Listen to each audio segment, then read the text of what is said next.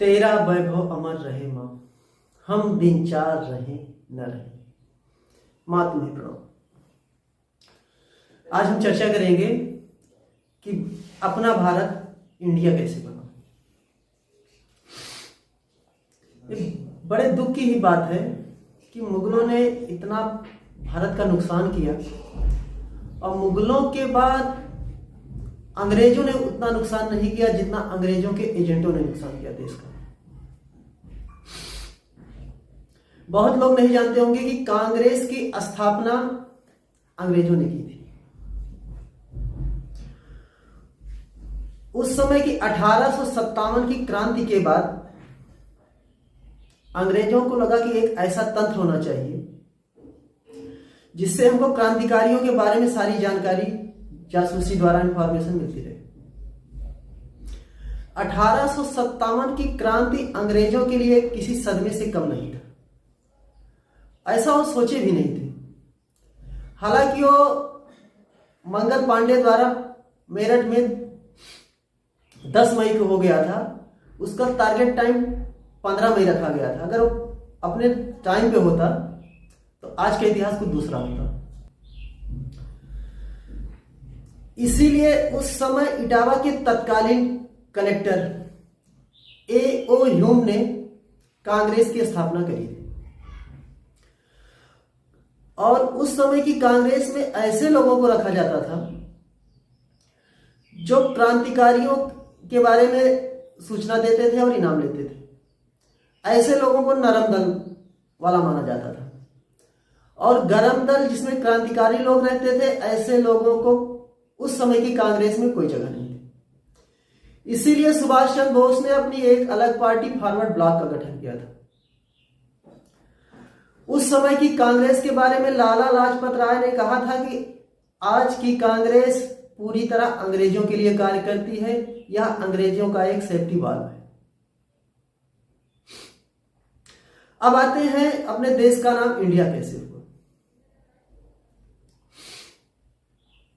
देश आजाद होने के समय माउंटबेटन और नेहरू के बीच में जो समझौता हुआ था, उसमें नेहरू ने अपने देश का नाम इंडिया रखा। जो आदमी अंग्रेजियत संस्कारों से भरपूर था, उसको अपने संस्कृत संस्कार से क्या मतलब हो सकता है। अपने यहां नाम 16 संस्कारों में एक नामकरण संस्कार भी है। इंडिया शब्द हमेशा गुलामी की याद दिलाता रहेगा। इंडिया शब्द का बहुत लोग अर्थ नहीं जानते होंगे। इंडिया शब्द में 5 अक्षर हैं, INDIA। इसका फुल फॉर्म होता है independence nation declare in August, full from और कंट्री इंडिया। इसका सीधा सा इतना मतलब है कि देश अगस्त में आजाद हुआ था और इसमें गर्व करने जैसी कोई बात नहीं है। आज नेहरू के कर्मों की सजा पूरा देश भुगत रहा है।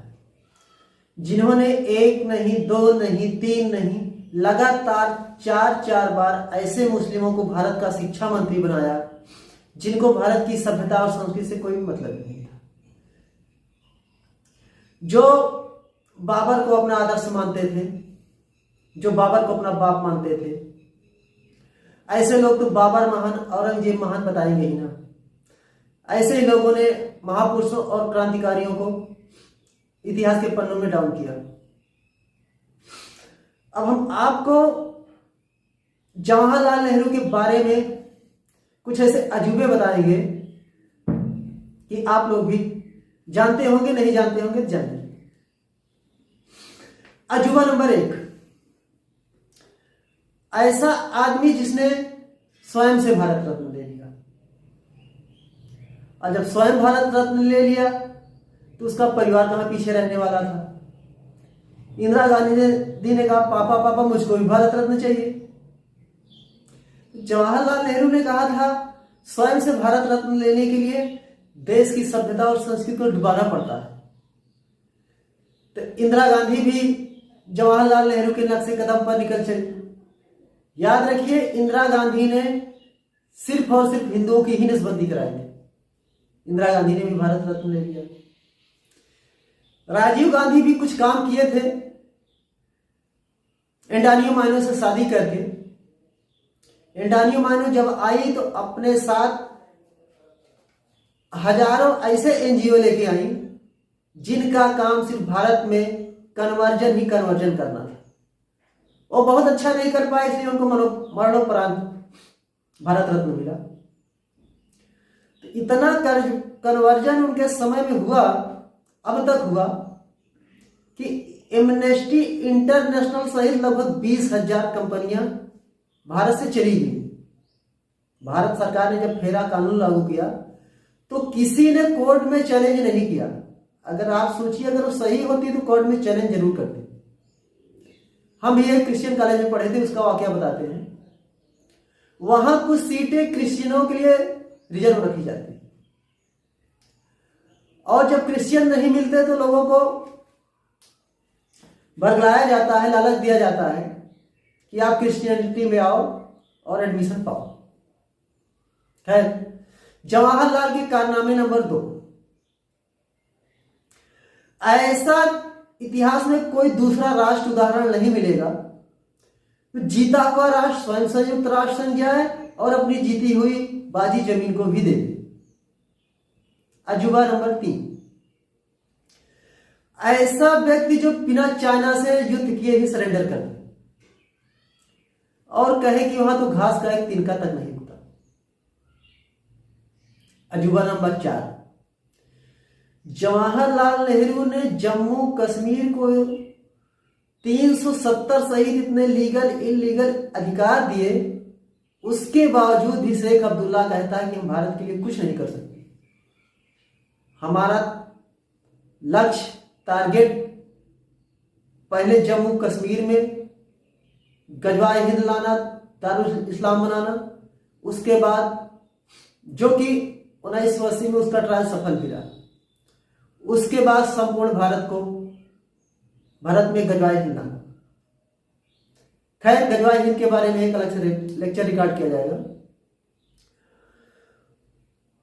तो एक प्रकार से देखा जाए तो 370 लाकर जवाहरलाल नेहरू ने गजवाए हिंद का मौन समर्थन किया था, और आज 370 हटाने के बाद आज की कांग्रेस द्वारा 370 के पक्ष में खुलकर बोलना एक प्रकार से गजवाए हिंद का समर्थन करना। कल 2 दिन पहले कांग्रेस के एक नेता दिग्विजय सिंह द्वारा यह कहना कि हम सरकार में आएंगे तो 370 लाएंगे, ऐसा कहकर उन्होंने एक बार फिर से कांग्रेस पार्टी का पूरा नकाब उतार दिया। कांग्रेस ऐसी पार्टी है, अगर वो ये कहे कि हमारी सरकार आएगी तो हम भारत को इस्लामिक राष्ट्र बनाएंगे, फिर भी कितने लोग इसके समर्थन में रहेंगे। ध्यान रखिए, वे ऐसे ही लोग हो सकते हैं या तो जो हलाला की औलादे हों, या तो मुसलमान बनने के लिए एकदम तैयार हों और खतने के लिए उस तरह उनके नाड़े तक समझ लीजिए एकदम पहुंच चुका है। आप लोगों का ध्यान से सुनने के लिए बहुत बहुत धन्यवाद।